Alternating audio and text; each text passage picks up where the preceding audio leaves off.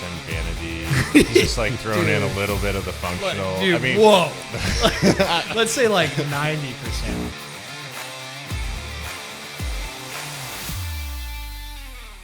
Welcome to the Forged in YO podcast. My name is Ben Bylander, Forge Master Ben, if you will, and with me is Chancellor and Mike. We're going to talk about something a little bit different today. We're going to talk about their top 10 movements. We're going to start with Chancellor. Yeah, we kind of thought this would be a fun one to do, and I wouldn't say it's the top 10 in any specific order other than personal favorites. But I just wanted to kind of go there and be like, Mike, if you had like in a 10 world movements that you could only do for the rest of your life, yeah, what would they be? And I think how I kind of want to approach this is you throw out your number one, then I'll throw out my number one. Okay. You can explain why, obviously, and then I'll explain why. And be as scientific, be as meathead or bro as you want to be about it. But I think it's going to resonate pretty well with a lot of people because hopefully some of these movements sound familiar to you guys. And you're doing them. Yeah. So, Mike. Wait, but first. That's true. We have to niff. We only had two. That's all right. I'll take whatever's Pass the it. Ready? better. Shake. Pink.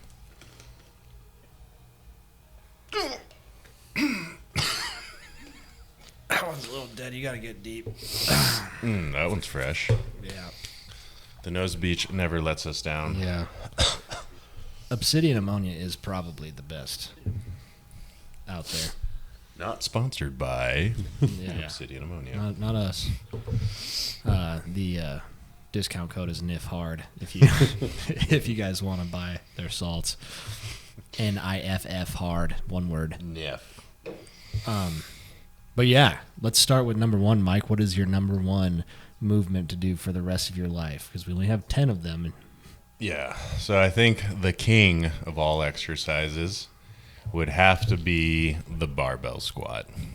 Damn, I did not expect the barbell squat from you. Yeah, I hate the squat. You literally, I have watched Michael What? age years in one squat rep. Yes.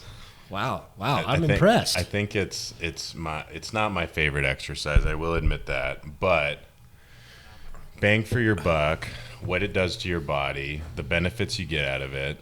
So I guess like from the first like maybe scientific approach, like if you do a full range barbell squat, you're going to be training your hips through deep range of motion, your ankles, and you're loading up your back, your core, and obviously like to strengthen your legs. So in terms of like even in longevity, right? If you can barbell squat and do heavy weight, your ability to get up off the ground to not become like a person that's like sedentary and stuck and like loses function, being able to do a barbell squat, I think will translate over to yeah, a lot of aspects into life. I saw this interesting thing, and it said your longevity and your mortality rate is a direct correlation to how strong your legs Yeah, are. there's like a direct measurement. Right, of, which like, leg makes strength. sense, right? Like, what do people do when they get old? They fall. Mm-hmm. Usually, it's like loss of balance, coordination, but a lot of it is just strength.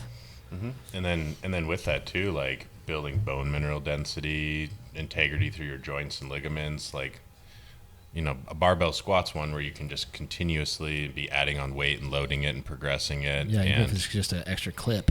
yeah, just a little bit or Yeah. more reps, right?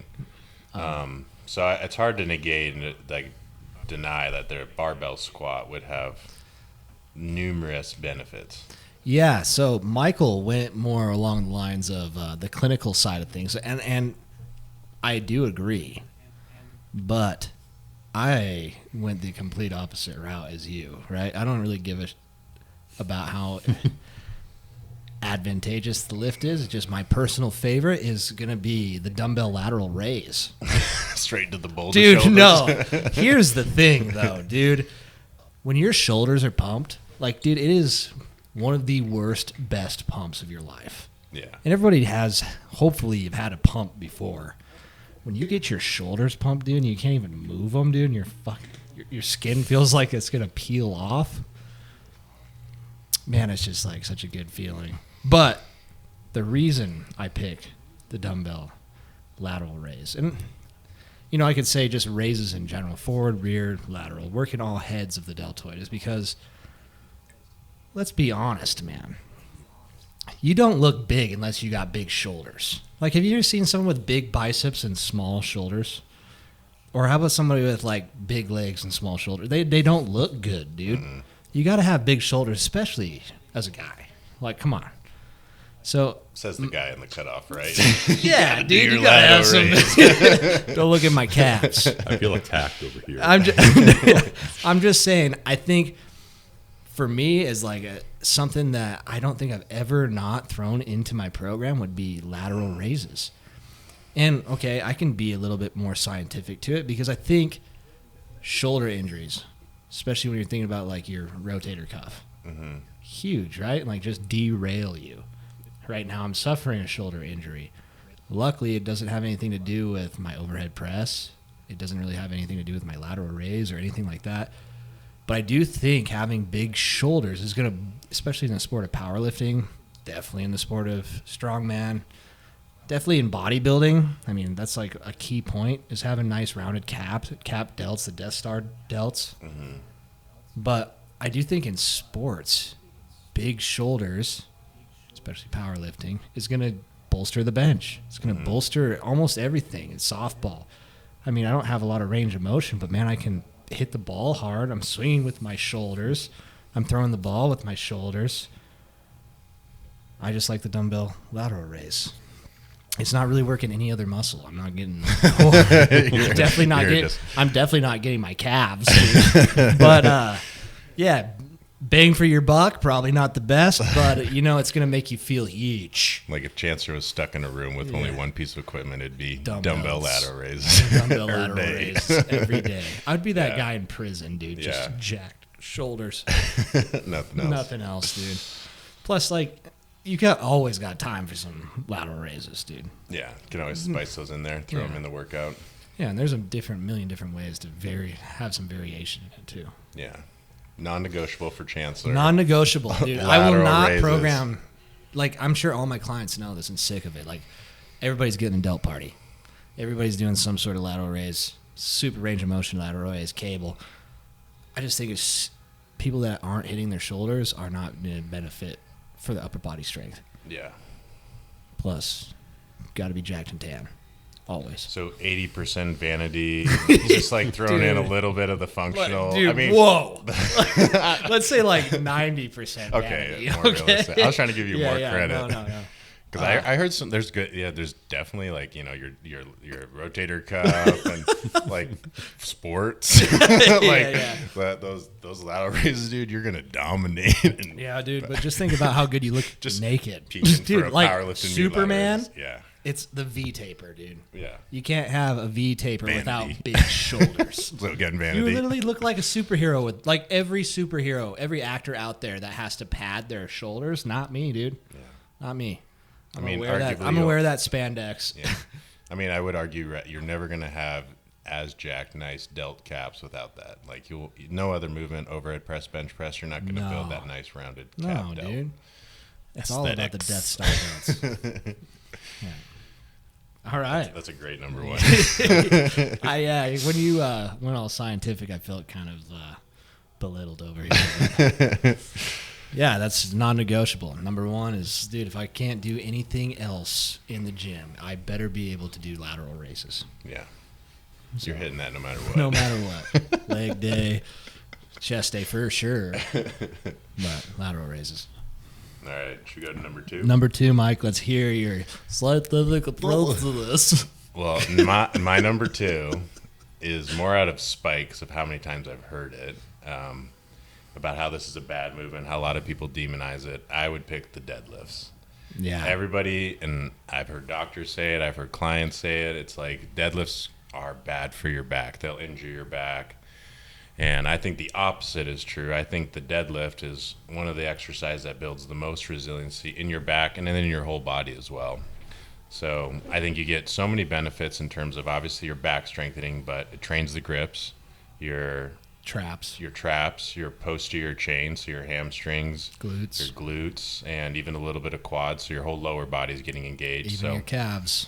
And it's one of those movements that if like you truly have like a strong deadlift, you can't deny that's like a very strong person. Yeah, 100%. So for that, in an athlete, for sports, obviously for powerlifting, but if someone has like a beastie deadlift, like you can't deny that their whole body would just be strong. Yeah, no.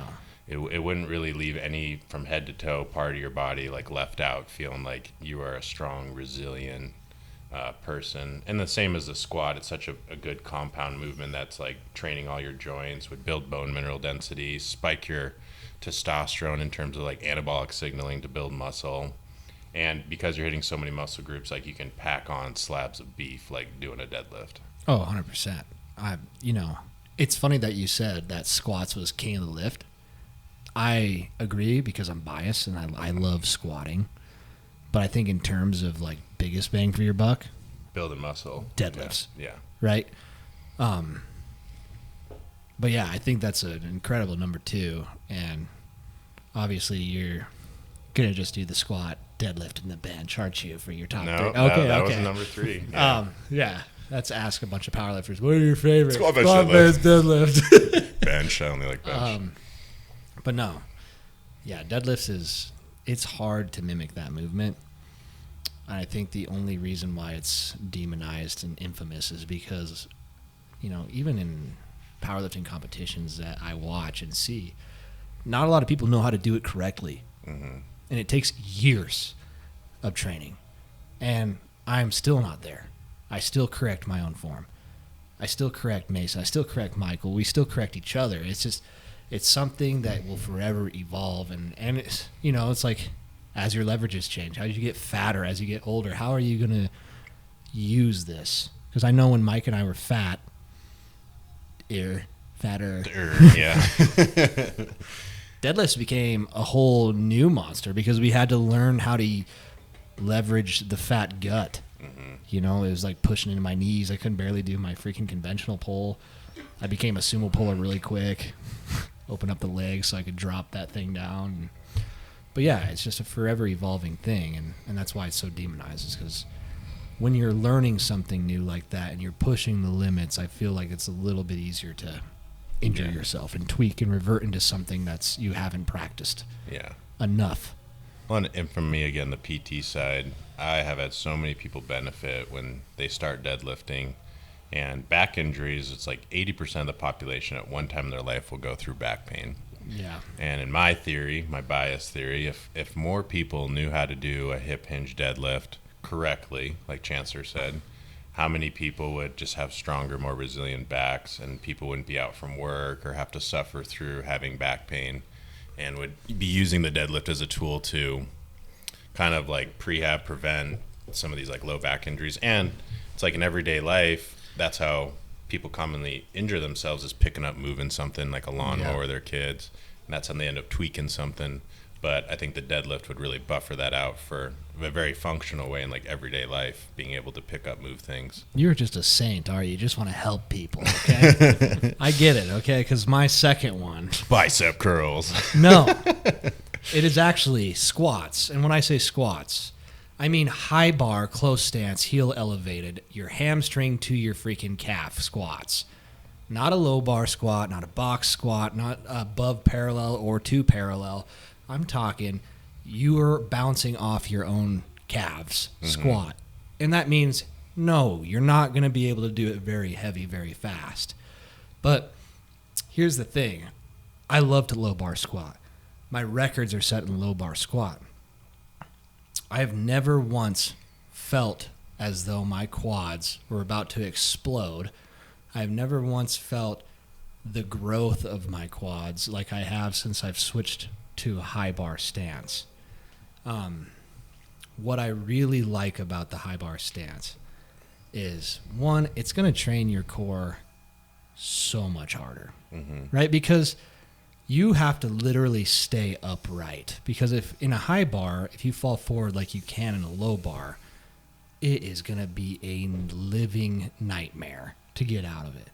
So, I mean, when you're thinking about, like we were talking earlier, training everything and checking a lot of boxes in a movement, a high bar squat is going to be so much quad strength. You're not going to get a lot of glutes out of it. You're not going to get a lot of hamstring. But in terms of like being specific to like core and quads, I don't think that there's a movement that is better for it. Mm-hmm. I love how you can really isolate the quads in a high bar. Yeah. A lot of people choose a low bar squat because they are more posterior chain dominant. Mm-hmm. That's why they are probably good deadlifters, is because a low bar relies more heavily on the posterior chain. Yeah. But I do think a high bar squat takes a little bit more technique, a little bit more practice to be able to load heavy. Mm-hmm. And there's only a few competitive powerlifters out there that do squat high bar and set records. So you're also kind of the anomaly when you start becoming more elite in a high bar squat. And I kind of like that idea. Yeah. I like the idea of kind of changing the game by being the one person that stands out. Well, I think we noticed this in our own training when we threw in more high bar, how much that exploded our low bar. Yeah. Because and then you can just kind of see like proof in the pudding. Like my legs got a lot stronger doing what Chancellor said, like a high bar kind of squat. Yeah. The low bar, you can kind of Rely. not cheat, but you rely on more of like Chancellor said, your back, your posterior chain. You don't technically like the way I like Chancellor to set it up, even with the heels elevated, is like that's really deep range of motion, loading the joints through that full range, like even that deep stretch in the muscle to really grow the quads and really blow them up. It's like if you want your legs to be brutally strong, throwing in a variation like that or a movement like that that's going to get your legs stronger than a low bar squat would. Yeah, and then just to carry off that, since my first. My number one was dumbbell lateral raises. Once you get your shoulders are jacked enough, dude, it is hard to get into a low bar squat, dude. Like you just lose that range of motion and it just becomes painful. So, I mean, if you can be here with the barbell, dude, like in a high bar stance, A little easier on your grip. Way easier on your elbows and your biceps and your shoulders. I just think the bigger and more jacked you get, the more you have to move that bar up onto your neck. Yeah, and I think anybody that's low bar squatted for a long period of time, that's pretty common where your shoulders and elbows and biceps start getting some aches and pains with it. So the high bar kind of like mitigates that. Alleviates it. Mm-hmm. All these years of squatting, I've never had bicep pain, which is very common for most low bar squatters. But yeah, high bar, ass to grass, heels elevated. I mean, as deep as you can, to the point where it's just like we better have a basement in Forge because you're gonna sit in it. Mm-hmm. But that's good. Number 2. Number 3, mine's gonna be a nerdy one again, but I would, and I don't do these often, but I think they're very good to do. And I would say the reason I picked this as number 3 is because it's something that, especially maybe in an older population, it's something I see people lose the ability to do. It's like, one, get off the ground. So I think incorporating and being able to maintain the ability to do a lunge has a lot of like more of a health and wellness longevity approach. It incorporates balance, obviously a lot of leg strength, coordination. It's working your stabilizers in your hip. And I think having that in your program and as a way to like maintain your health and wellness, like the ability to be kneeling and getting up off the ground and lunging is just going to have a huge carryover, and I think super beneficial. And it's surprising how many people can't do it like well. Like you throw yourself into lunge and like even us, we're just like, oh man, I suck at these. And I just think like, focusing on single leg movement, where it's not just bilateral. Mm-hmm. Where you're having to, establish your balance and use all the little stabilizers in that ankle and the calf and anterior tibialis. And it's really hard to mimic when you're using both feet. Mm-hmm. So, that's why I love the lunge. And, like, if you have asymmetry side to side, it'll really, like, kind of bolster that and, like, make you aware of it. And so it'll keep, like, that symmetry and stability and making sure both legs are kind of, like, equally strong, equally stable. Yeah. No, that's a really good one. I mean, everybody hates lunges. Mm-hmm. Like, seriously hates lunges.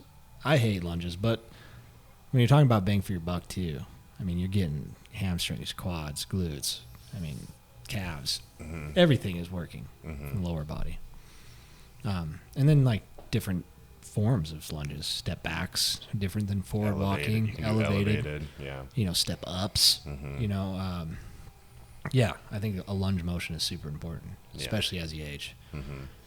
So another thing that's really important as you age is my number 3, which is a dumbbell standing bicep curl. I knew that was in the top 5 at least. And it is 90% vanity, but I'm not going to sit here and lie to you and say that you need to do bicep curls, because my whole life I've pretty much said that biceps are worthless. You know, like no one really cares, except for me. I care. But I think it's more of just like, dude, when I'm feeling like I just don't want to do anything in the gym, I can always do bicep curls. Like, this is like, seriously, you always have time for bicep curls. Just like the shoulder lateral raises. And I think even more is the dumbbell bicep curl. Just like, even when you are unmotivated, dude, like, what is that 90-year-old, 70-year-old, 60-year-old, for the guy that comes in the gym, hasn't been since high school, what does he do? He does bicep curls. It's just like, that exercise is going to stand the test of time of something that everybody can do. And it doesn't take a lot of technique and skill to do it. Any beginner can jump in and do bicep curls and get some, some benefits out of it. And the benefits might be just like having a nice, juicy, pumped bicep, because that... I mean, what muscle do you look at most? Of all, like, every time you get a pump, like, dude, you got to check out the guns. When someone tells you to flex, dude, are you going to flex your quad in a lunge stance? No, dude, you're throwing up the back double bi or the front double bi. Like, it's obviously the most vain workout there is, but I just call it like an old man workout, because it just feels good. And I've never ever stepped away from a bicep curl and been like, oh, dude, I'm really, my joints are really going to feel that one tomorrow. It's just like, dude, it's just easy on you. So yeah, bicep curls, number 3. I think as people age, they should do more of them. Yeah. You just need some jacked arms. You can't go wrong, dude. If your shirt's hugging your sleeves, it's like, seriously, dude. Ego. Right there. That's too, because my biggest pet peeve is looking at people who have loose sleeves. You know, loose sleeves. Hey, I'm fine. No, you got tight nice sleeves. You've been doing biceps. Don't But look at me. if you got like 2 or 3 inches of sleeve next to that arm, dude, that just looks like, ugh. Yeah, I mean, it's going to be what people notice first, is the guns hugging the sleeves. You want the sleeves to hug those guys. Like, almost cutting off blood supply. Yeah. But also, Forge does buy the Bro Fit, so they are a large shirt with medium sleeves. Yeah, so if you guys really want to have that nice gun-hugging look, buy our apparel. We got you covered. Yeah, dumbbell standing bicep curl. And I mean, the one I like a lot is just like, you're using a little bit of body English and you're probably going a little heavier. You know, you're getting a little bit of a swing into it, but who cares? I mean, it's going to fatigue you anyways. Yeah. But makes a lot of sense. I totally all for bicep curls. See, when we were writing these down, I knew Michael was going to go, totally what a philanthropy on this, like, donate his knowledge to the poor. Is that what it is? If you say so. That's one way you could be a philanthropist, I suppose. He's trying to lead you down the path of righteousness. I'm just trying to lead you down the path that rocks. All right. Number 4. Number 4 is kind of like an exercise of old that I think, again, would be something, if people were to do, would have a benefit over your whole lifetime as you age, and just keeping your body just super strong and resilient. And I picked up farmer carry.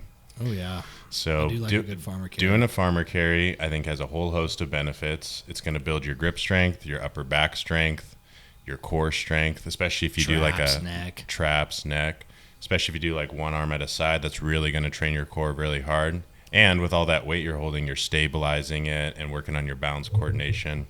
Just like the lunges, you're kind of doing a single leg movement where you have to transition from foot to foot. So I think it'd really help you maintain balance, strength, stability. It would keep and I think just globally, like, how strong you can get if you can pick up some heavy farmer carries. Yeah. And like Chancellor said, one of the correlates to like longevity and health is like leg strength, and another one is grip strength. Yep. So if you're doing those regularly, your grip's going to be strong. You're going to be very functional. And I think it's one that kind of like the lunge, I look at it more as like it's a beneficial over the lifetime, and one that'll just kind of keep you brutally strong. And it's just like something that's very functional because, carrying and picking up something is like at any time could be beneficial, right? Yeah. So let's look at Michael's program for a second here. We've got squats, deadlifts, lunges, and farmer carries. That, dude, it sounds like hell week. Dude. That sounds terrible. They're all like the things. I don't want to do any of that. we got any good pumps yet? Yeah, dude, there's no vanity at all, juicy dude. Pumps. You are not looking jacked and tan, dude. No. You are just looking like you hate your life right now. Oh, dude, there's nothing more fun though than doing farmer carries outside. Yeah, and, that's true. Shirt off, yeah, getting a nice tan. shirtless. Yeah, it's a farmer carry. You When gotta we're get a fat, farmer stand. Yeah, doing you're it. not getting a farmer stand. Nothing makes you look worse though than messing up a farmer's carry. You remember the Viking thing? Oh God, yeah, you're tripping all over the place. Yeah. No, I like that a lot. I think farmer carries are good and something that I should probably implement more into our training. Because I do think it has a lot of carryover when we're thinking about deadlifts. When you're thinking about even squats. And I think something too, it's like, it also, what I like about that one, the lunges have it too, but like a big cardiovascular aspect to it. It's like you just do 10 laps of like farmer carries, you're gassed. Yeah, dude. You're it's sucking like, gets the air. lungs going, yeah. Well, my fourth is actually pretty decent. All right, I'm proud of this one. My fourth is going to be a stiff-legged deadlift. Okay. So when I'm thinking stiff-legged deadlift, obviously you're in a conventional stance. Something that your hips and shoulders are almost in that tabletop flat back position where you're emphasizing a lot more pull with the hamstrings, using the back and the glutes more than pushing with the quads. And I think, honestly, if I wasn't in powerlifting, I don't think I'd ever do a deadlift again. I think I'd only do stiff-legged deadlifts because I think in terms of building what a deadlift should build, I think you're going to get more bang for your buck from a stiff-legged deadlift than a normal conventional. And here's why. In a stiff-legged deadlift, one, obviously you're in that disadvantageous position of keeping your hips high and you're really lengthening that hamstring. The deadlift is to build your goddamn back like a silverback gorilla, and you want a big back to be a big puller. Well, if you are getting in a position where you can push more with your quads and take that strain and that shear force off the spine, probably better for lifting more load, but it's not going to damage the back and help that grow as much as a stiff-legged deadlift is. Here's number two. A deadlift is a very one-phase movement, meaning concentric. You're only standing up. You're coming down fast. And eccentric is the most damaging portion of any movement. Even in my number 3, dumbbell standing bicep curls. Coming down is more important than coming up. In a squat, coming down is more important than coming up. That's where you get the most damage and growth. In a stiff leg deadlift, you're not dropping the bar fast like you would be in a conventional pull. You're having a little bit more control, not as much as like an RDL. I would argue that the stiff leg and deads and an RDL, I could classify those two in the same, number 4. Yeah. Because it has the eccentric phase to it, where you're going to get more bang for your buck in terms of muscle mass growth. The hard thing is with it is because the technique is a little bit skewed, you are going to have that shear force on your spine, meaning you have to be a lot more focused on how you move with a stiff-legged deadlift. But honestly, you follow some of these guys that are just monsters and have huge deadlifts. They only deadlift during their freaking peak, dude. They only stiff leg during the off season. And I honestly, I would run with that and say, I don't think that a conventional pull, and obviously conventional's king, don't even get me started on the sumo pulls. Don't worry, sumo's on nobody's list today. Yeah, sumo's not on anybody's list. But I would argue that the stiff leg is going to trump the conventional pull always. But I like it too because it's a really good loaded stretch for your hamstrings and posterior Yeah. chain. The deadlift, you kind of like have a more moderate range of motion where nothing's getting like fully stretched, and that's part of it why it builds better muscle because you're actually taking to the hamstrings to the full length of motion. And you got to think about your list, right? You're doing 10 movements. You only get 10 for the rest of your life. Mm-hmm. If I can get my bang for my buck out of my high bar, close stance, heel elevated squats, Blow up your quads. I don't need to blow up my quads with a conventional pull. I don't need to work them as hard. I need to separate and actually, really isolate my posterior chain. And I think the stiff-legged dead or an RDL movement is going to be king for that. I like it. That's Yeah. a good one. What are we on, number 5 now? Number 5. All right, so I'm finally getting into something that's like upper body, a little more vanity. Yeah. I think this one I really like because it changes another one that's like kind of full range of motion, but like a neutral grip pull-up. So taking your shoulder all the way over the head, getting a good stretch. And obviously that one is going to be a major back builder, good for the shoulders in terms of maintaining and getting mobility through your shoulders. A lot of us included, don't really have great shoulder flexion. People tend to lose that as they get older. Or get bigger and jack shoulders. Yeah, so using that movement as a way to actually stretch and load into like an overhead position, I think would be good for your shoulder joint. And then too, and more in that neutral grip, you'll get a little bit maybe more benefit with like the bicep. So it's like a little gun training, little arm training. And I think it's a one that's cool too because it's like easy to do. You don't need a lot of extra equipment or a lot of like just being able to like kind of master doing like body weight pull-ups and the different ways you can do it, like eccentrically, slow, tempo, adding volume.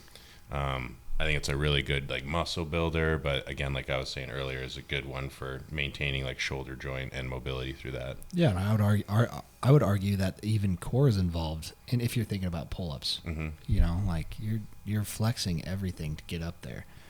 They can be a bear to tackle though if you can't do a pull-up. Learn, and I think that's where when you hear Michael say like an eccentric slow pull-up is where you start if you can't do a pull-up. But yeah, it's definitely in my list. And grip again. I like that, the grip training with that, holding your body weight up. Yeah, that's a pretty good one. Ready to hear my number 5? It's a really good one. It's actually just shoulder press, dude. Barbell standing shoulder press. One, I'm good at it, so I like it. Really, that's kind of all. I don't think it has a ton of carryover into powerlifting. It can. I think there is evidence that shows that it would help your bench, but at the end of the day, it's something that doesn't hurt me and something that I feel, again, is going to give me big jack shoulders and upper chest. And I think it also, when we're thinking with the position that you're in standing and having a little bit of arch in your back, you are working core, you're working your back, and you're just letting that spine be a little bit more resilient under load. And, you can do with a barbell. It's the most simple way to do it. But like our Viking press machine, absolutely love it. Like tempoing your reps, pausing your reps. Again, I'm always chasing that shoulder pump. I love it. It's like it hurts, but it hurts so good, dude. So, yeah, shoulder press is my number 5. Yeah, another one that makes you look good in a cutoff, nice and juicy. 100%, dude. And it's just like, So this one's like probably like 70%, 70% vanity. Yeah, probably. More function too, but. Yeah, and I just think like when you're thinking about like versus a bench press, like when in your life are you ever pushing this way with your back up against something? But all the time you're like lifting things up over your head. I feel like longevity. Overhead press. Yeah, dude. Putting a glass away in a cabinet, probably should be doing some overhead press. I mean, microwaves are always over my head because I'm 4'2", but yeah, anytime you got to get food out of the microwave or climb up the refrigerator, overhead press. So I like that one. You might be able to get to 4'3" if you get cowboy boots. True. That's how I get to 6'2". Dang, that was a good idea. All right, on to number 6. Number 6, I had another back movement. I picked barbell rows. I like that one because I think even probably more so than like a neutral grip pull-up, it's going to train like the erectors of your back. So building that like that low back strength, just having to hold statically as you have that weight in your hands. Big erectors. And a lot of core, like you have to be stabilizing and bracing and not letting yourself round over under that weight. And I think it's just one that is a really good mass builder for like what I really like is building up your low back strength, building up your back. So I think you're going to have the potential to add a lot of weight, pull heavy weight, build the grip again. You can also play with like the style of the grip. You could do underhand, kind of hit a little more bicep with it. So it's like I think one of those movements that would be good for building resiliency in the erectors and strengthen your low back, but also like another good one to kind of add slabs of beef onto your back. 100%. You know, the row is not my next one, but the one after that. So, yeah, the row is just, for me, there's just nothing more manly than ripping a row. Yeah. You know, all types of row, Penley rows, overhand, chest supported. It's hard to beat that. I mean, I'm not a huge cable mid-row guy. I don't really like it that much. I don't really feel that my back gets engaged, but like bend me over, put me where I'm not chest supported. Bend you over. Yeah, bend me over. Give me a bar, dude, a barbell. Yeah, now I feel like my back's gonna blow out. Yeah. Just blew out my back by bending me over. You have my attention. Oh God. Oh, so number 6 for me is gonna have to be hamstring curls.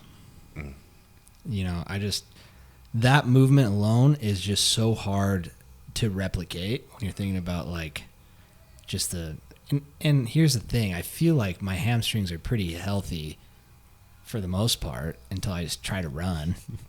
But like, how do you replicate the contraction of your hamstrings other than a hamstring curl? I don't know. Like maybe big box step ups, like there's no way, there's so many ways for other movements to kind of replicate and work that muscle, you know, in the full range of motion, but it's hard for me to think of something that can hit the hamstring like a hamstring curl. Yeah, because the hamstring function is like a bicep, and you hit it like with the RDLs is like hip extension, and then it's knee flexion. So it's like you can't hit it without a hamstring curl to fully develop and hit the hamstring without a hamstring curl. Yeah, and there's literally nothing else that replicates it. Like yeah. No other variations or movements. Like you have to be bending at the knee, flexing, and to actually like engage and flex that hamstring fully. So it's just as important as those standing dumbbell bicep curls, in my opinion. Nothing. And you got to have like big guns, and then it's just curls and curls. Yeah, and bicep curls, hamstring curls. And I'm sure from like the rehab side, you can definitely relate that how much knee pain there is because people have weak hamstrings. Yeah, a lot of people are like shocked when they actually try a hamstring curl, how sore they get. Dude, I've never had an exercise, maybe except for calf raises. Like the first time people do it, they are just screaming. It's like, dude, my hamstring. But like, think about what most people are doing all day, dude. They're just sitting. Well, they just don't train their hamstring in that position. It's hard. They just don't do it. It's hard, dude. So it's like, I feel like the hamstring curl has to be in your arsenal. And you can do single leg, you could do holds, you could do banded, you can do prone, you can do seated. My favorite, honestly, is probably a seated hamstring curl where you kind of lean forward into it and stretch the living shit out of your hamstring, which is kind of giving you that like stiff leg position, you know, straight back, lean forward, stretching, and then curling, right? But yeah, I think when someone's sitting on a chair and you just see that big slab of meat hanging out from, you know, below you can't get that without a hamstring. Yeah, dude, you have to have that. It's literally like a bicep flex. Yeah. It's totally vanity right there. Yeah. But I do think the hamstrings, you got to keep those suckers healthy because Mike and I both know what it feels like to pull one. So, yeah, number 7. Number 7, which is one you've already done, is the overhead press. Yeah. I like it, again, for the same reasons. It's very functional. Like, I think in more of everyday life, people will tend to injure themselves, like reaching or grabbing something overhead. Yep. And as people age and as time goes on, we tend to lose that strength in that position. Because really, like, unless you're doing something like that, you don't do it often. But you get in trouble when you randomly do grab a box or try to pick up something overhead, tweaks a rotator cuff, tweaks a shoulder. And as Chancellor said, it's kind of one of those more compound movements where it's like your whole body kind of has to be engaged, your core, your back, your shoulders, and it's like stabilizing free weight through space. So I think just the number of muscles that have to be recruited and engaged, it's like very useful, very beneficial. And yeah, who doesn't like big, jack, juicy shoulders? So it's like overhead press is kind of the king of that. And it's a fun one to do. Like it just feels manly and tough. Powerful, it's just when you're holding it overhead and it just feels beastie. You just kind of want to scream a little bit. Yeah. But yeah, so like I said, mine was the barbell row. Mm-hmm. So you've already said that. We've gone over it. But yeah, I mean, I'm a huge fan of training back and shoulders. I think big backs and big shoulders is just like, you can tell when somebody's strong when they're standing away from you and you can see the outline of their back and shoulders. You're like, okay, yep. Mm-hmm. That guy's got the power build, right? Now, if they got big arms, tiny shoulders, and no back, it's like, okay, he's the party lifter. Yeah. He's got anchor arms from SpongeBob, Yeah. But, yeah, so I kind of want to just build myself to be able to fight bears in the mountains. Dude, Ken told me one time, this is totally off subject, but I said bear. I said, Ken, when I get older, I want to be a silver fox like you. And Ken looked me in the eye and said, you'll never be a silver fox. And I was like, oh! Like, seriously? And he's like, you'll be a silver bear. And I was like, kind of dig that, dude. Yeah. Kind of want to I want to grow old to be a silver bear. There you go. So thanks, Ken. New goal, silver bear. I like silver bear. Number 8. And you can't be a silver bear without big back and big shoulders. Just think about it. No. And big hamstrings and big biceps. Big gut. Yeah. And big guts. Yeah. Is this number 8? Yeah, we're on number 8. My number 8, and I had to throw it in there somewhere, is I got to have something bench press. And so I just did not know. If I never bench press, I'm going to be a very sad person. But I decided to change it to a close grip bench press. I think that one, because I haven't really hit it anywhere else in my exercises, is really good for the triceps. And it's going to isolate the triceps more. Still train the chest, still train the shoulders. But I think that way you're at least getting more of that tricep. And I like the deeper stretch position. Yeah. Depending on what you do with like a normal grip or a wider grip, it's like you're obviously trying to shorten that range of motion.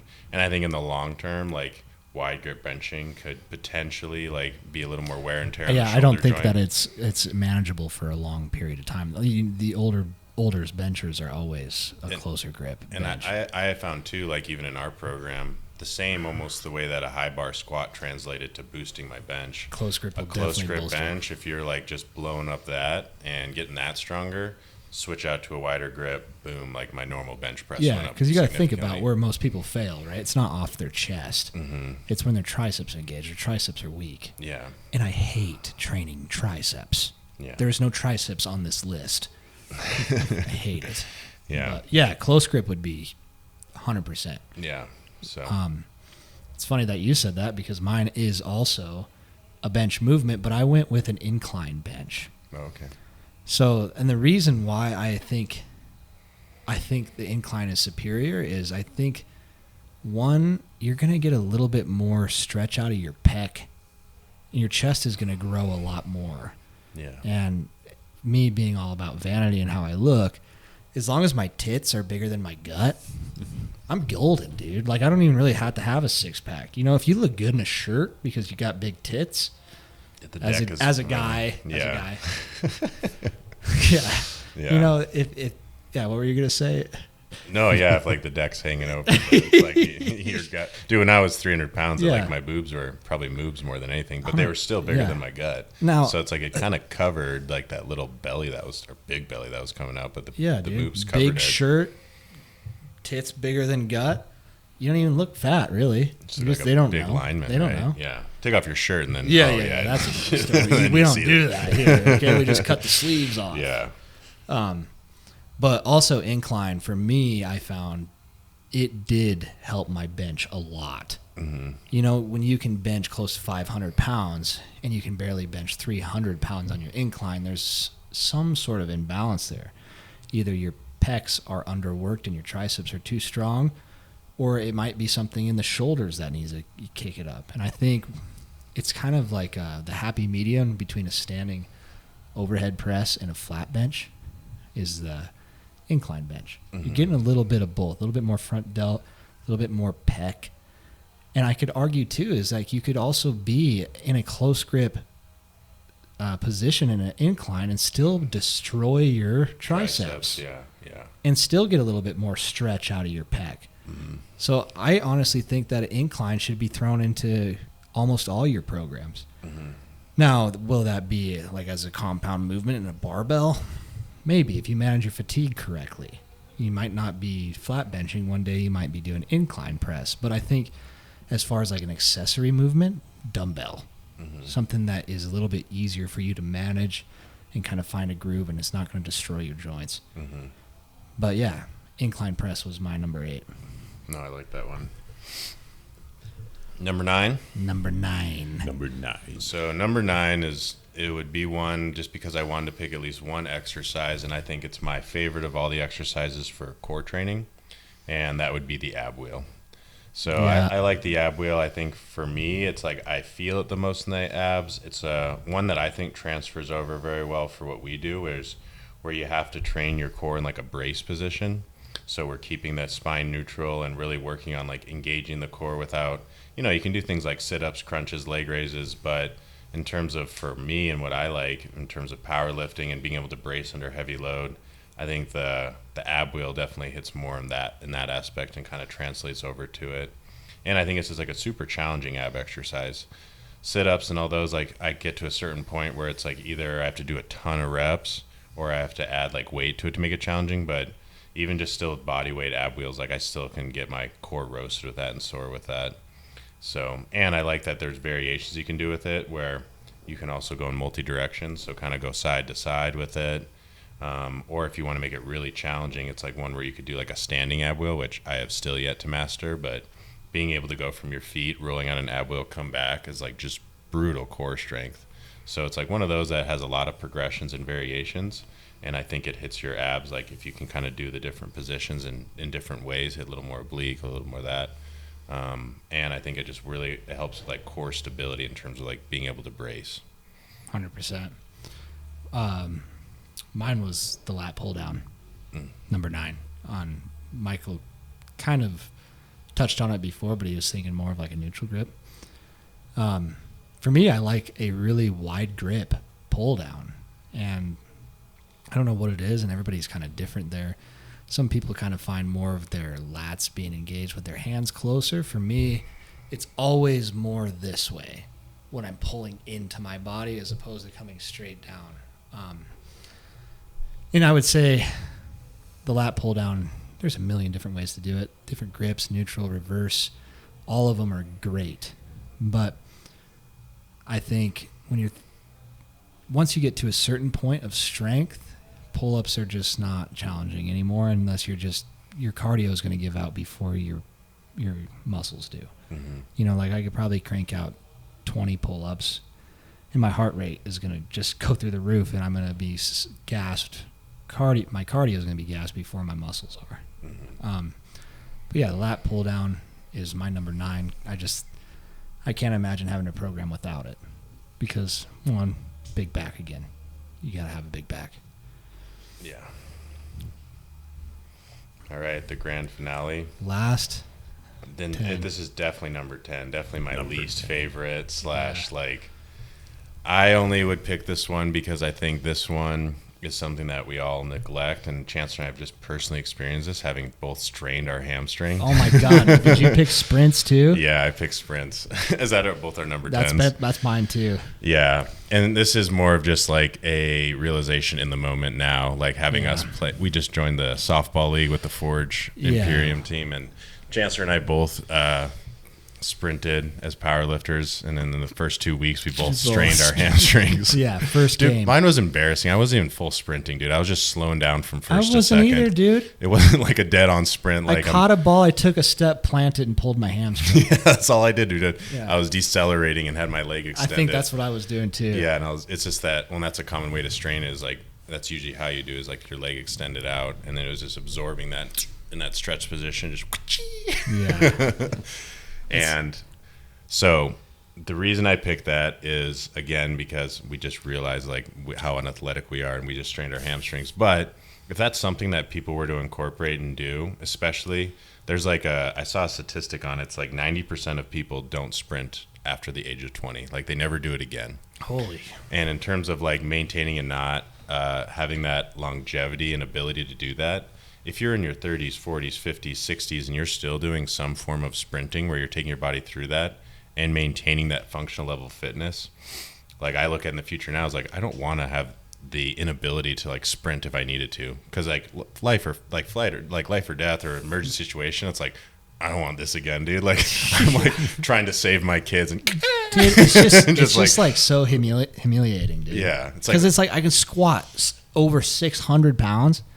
I can't run and stop. Oh, and we both have like strong hamstrings. Like I did like 515 for 10 reps. Like we both go freaking heavy and load up our hamstrings like crazy. But because this is something specifically we don't do, like loading in a quick stretch position like that, both of our strong muscular hamstrings just still strained. And so I think just having at least some aspect of that regularly or part of like just your training in general is like don't lose that athleticism. Like don't lose the ability to sprint, because it'll be a slap in the face. Like Michael pulled his hamstring last night. I pulled both of mine in one game, dude. Both of them. That is the worst. Like how can you even call yourself an athlete when you can't even like, it's leisure league softball and I pull both my hamstrings. A lot of injuries that night. So like, I do think, and obviously number 10 was my realization here of just how unathletic we are. We are truly trash leads, like athletes that we used to be good athletes. Now we're just kind of trash. Yeah. We're so specific, like we're fragile and every day. I call myself a glass cannon, like I'm so powerful in one direction, but like if you crank me to the left, I'm gonna just explode, dude. Shatter, but I do think that it's like that's like the primal instinct too, dude. You should be able to run. Like, dude, when I was in the military, I ran all the time, man. I never had an issue doing it. I mean, other than my gassed out because like cardio sucked, but dude, my hamstrings never pulled. I never got bruised. Like both my hamstrings bruised up, man. Like it could be my age or just the fact that we aren't doing it enough. Yeah. And but you don't want to lose that because it's like we were saying, fight or flight. Dude, if you can't fight, dude, you have no ability to flight. It's like a non-option. You're gone, dude. Like I tell everybody, like I'm pretty fast. I'm quick.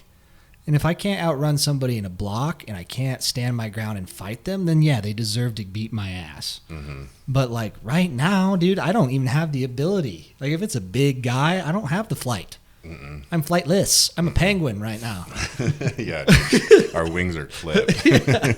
So just practicing that is something that I'm going to start doing a little bit more, especially because I'm having fun playing softball and I kind of want to keep doing it over the years. Like it's something fun outside with the clients, with the coworkers, with the people we care about, just to kind of, like it cannot be just a total body destruction because we have neglected certain aspects in our training. Yeah. Our team has no lack of power. We just have lack of athleticism. So. Well, and just even like down the road, you have kids, you want to throw the football, and like you just can't. Like I don't have the ability to run after a ball or sprint or get my heart rate up a little bit. So, but I picked number 10 for sprints because. And I picked sprints over like just jogging and walking because I think sprints. It's that explosive movement you need to practice. That explosive kind of. So like I honestly think, and especially in the sport of powerlifting alone, I do think that in any strength sport that explosive energy is super important. So why not run hills, sprint up a hill, just sprint. It's the same idea of power is how fast something accelerates. Mass times acceleration is force, and what are you applying to a bar? You got to learn to accelerate and not kill yourself. Yeah. And as you get heavier, as you get bigger, as you get more jacked and tan, there obviously has to be more acceleration to have more force, or vice versa. So it's just like a constant uphill battle. But I think if you just always had something in there that you're always working on, it's not going to be such a lingering strain. Yeah, just a huge chink in our armor, dude. Yeah, it's my Yeah. Achilles. And that scares me too. Dude. I want to tear my Achilles. Dude, mine was so sore. That happened to Will, dude. Will tore his Achilles playing softball. That scares the crap out of me. I know, dude. And it's like, what do we expect, dude? We don't run ever. And then in the moment when it was required, we just go into it after 20 years. Yeah. What were we thinking? Just remember, whenever I have to be your substitute, you failed. I know. And that is my failure. Yeah. So from here on out, there will be some element of a Explosive sprint. movement. Yeah. Yeah. And like, I mean, a full-out sprint, like a competitive sprint. Like actually try to take your body through full speed. Yeah, like Yeah. as fast as you can. Yeah. But, which is crazy, dude, because I just raced Grant and Mason, and I didn't pull my hamstring, but I catch a ball, take a step, and freaking pull it. You got to be kidding me.